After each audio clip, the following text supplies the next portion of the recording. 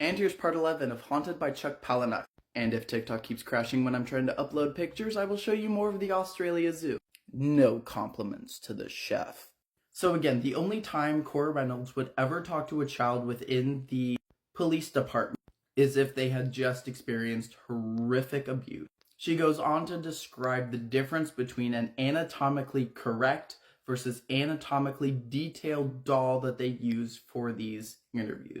An anatomically detailed doll is a plush doll figure with typically stitched and clawed, but they do have visible parts like a human being would. But it's not so realistic that the kids would get scared looking at it. They would use these detailed dolls during these sessions, you know, talking to the kids like, can you show me on the doll where blah, blah, blah, blah, blah. And they would allow the kids to take out their rage and anger on these dolls. So another one of Cora's jobs is to repair or stitch up these detailed dolls after the kids are done with them. And one of these days she realized, like, oh, these dolls are getting pretty old. I was tasked to go and buy some new ones. So on company dime, she goes and starts researching for more dolls. But this time she got confused and mixed up the terms anatomically detailed with anatomically correct doll when searching for new product for the unit. So she was redirected to a site with pretty cheap and affordable dolls, and she's like, oh yeah, this won't cost a whole lot for the department to spend. So she purchased them. There was a boy doll and a girl doll, and this is where her problems began. So the day of the doll's arrival, the big boxes were delivered to her desk. Everyone in the unit was there. They were watching this unboxing right in front of them. So once unwrapped, it was revealed that there was life-size silicone naked child doll. Again, there is concept of children involved, and this is what I mean. And it gets really fucked up from here. Cora realized she fucked up, like, oh god, no, this isn't anatomically detailed, this is anatomically, like, correct. Clearly, I bought these pleasure dolls. These are not made for what we're going to use them for. These are sex toys. And everyone surrounded the desk, and they're like, oh, you did a nice job, Cora, good on you. They were kind of passed around in the office. All the detectives were, like, feeling the skin and, like, touching them. They're like, wow, this is kind of crazy. Cora was embarrassed. She grabbed the dolls and tried to, like, cover their part. She's like, oh my god, they're so exposed. I bet they're really embarrassed. Again, she has, like, really strong feelings for inanimate objects. So she put them back in the box, she covered them up, and she went immediately out to a store to buy, like, little clothes for them so they can get covered up in the office. She was trying to figure out what to do, because clearly the office can't keep them. Like, what? They're going to scare the kids when they come in. Real-life children have already been exposed to so much as soon as they come and see them. They don't need to be even more traumatized by being confronted with, oh, show me on this doll what happened to you. These dolls that came in are realistic. We can't have that. I'll pay for my mistakes. I'll get a different one. So by the time she gets back to the office, they were gone. The dolls were gone. She's hunting around everywhere. She's asking people all over the desk, have you seen the doll? Everyone's just kind of like, me. Well, have you seen the doll? Me. Eventually, she gets to the main department director's office. The director is kind of this snide woman. She's kind of bad news. The dolls were in her office, and the director was kind of poking at the skin when Cora approached the office. Hey, director, I'm really sorry about this. Like, I really fucked up, but I can replace these. Oh, nah, this is fine. I mean, we can still use these in those interviews. Like, kids won't care. Wouldn't you think that this would be extra traumatizing? Because these are pretty realistic. Nah, it doesn't matter. We'll still use them. I mean, company money has been spent. But I mean, like, we can make a better choice. This is weird. Nah, we'll use them. Oh, okay.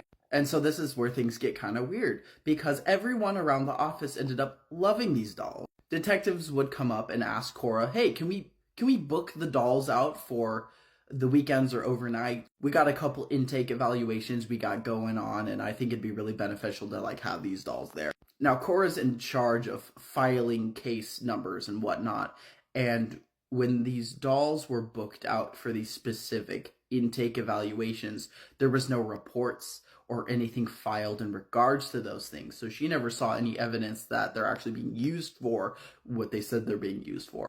And it's always the detectives that wanted the girl doll in specific, but not the boy doll. But sometimes if the girl doll was booked out, then the boy doll would reluctantly be accepted. Gross. Y'all are very intelligent readers, and I'm sure you can piece together what's going on. So each time the boy and girl doll came back, they came back to her desk looking different. The girl doll one time had her ears pierced, and then her belly button pierced, or smeared red lipstick on. Her hair smelled of shampoo and perfume, while the boy doll had his nipples pierced and his special part on his body with a tattoo of barbed wire around his ankle. But when the girl doll came back to her desk, it was gently placed like in a chair or on the desk, but when the boy doll was brought back, it was haphazardly like thrown on the ground like trash. So some of these sick fucking detectives would submit receipts to Cora Reynolds. These receipts consisted of quote-unquote stakeouts at a hotel overnight, along with room service for a meal, and different things like that. But they could never specify what the stakeout was for, but it always involved one of the dolls. Cora wasn't stupid. She knew what was going on, and she tried to raise complaints to the director of the department. These detectives are using this power for evil, and they know what they're doing with these dolls. We gotta put a stop to this. This is fucked up. And the director just brushed it off like it was nothing. Cora, you're overreacting. This isn't what you think it is. Just chill. And Cora's like, you don't think this is weird? Like, we're a department that protects people, and clearly your detectives are using their powers for evil right now. You don't think that's bad? The director was getting annoyed with Cora at this point. Girl, you're asking too many questions. It's better to keep your head down and stay quiet. So Cora rightfully snapped. She began sabotaging the dolls, and each time she did it, she profusely apologized to the dolls. She felt horrible, but it had to be done. She bought super glue and tried gluing all of the openings shut, but by the time she got the dolls back, clearly they had been used. She would take the dolls into the bathroom and clean them up as best as she could. She'd be crying and holding the dolls and hugging them and telling them that it's going to be okay. I'm so sorry. I'm so sorry. And then she brought out the razor blades and started inserting them into areas. And then the detectives would return the dolls with injuries. And they would ask Cora, who had the doll last? She would give them a fake name, and of course there'd be in-office beef now because they think each other are sabotaging the dolls. She couldn't take it. This was freaking bullshit. She wasn't gonna sit here and do nothing while these scumbags are doing what they're doing. So she brought up her concerns one more time with the department's director, and that's when her job was threatened. Like, you're asking too many questions. Maybe you shouldn't work here anymore.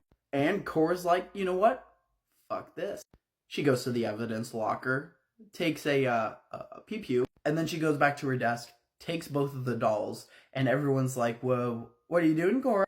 She's like, this is over. You all are sick. You all are sick. We're sworn to protect people, and what you're doing is messed up. And they're like, Cora, relax. Just leave the dolls here. You have to surrender the dolls now. And that's where she pulls out the weapon. And everyone's, oh, hey, what are you doing? I'm not letting this happen anymore. I'm not letting this happen. The dolls are coming with me. Y'all are gonna sit the fuck down. And it's all gonna be over.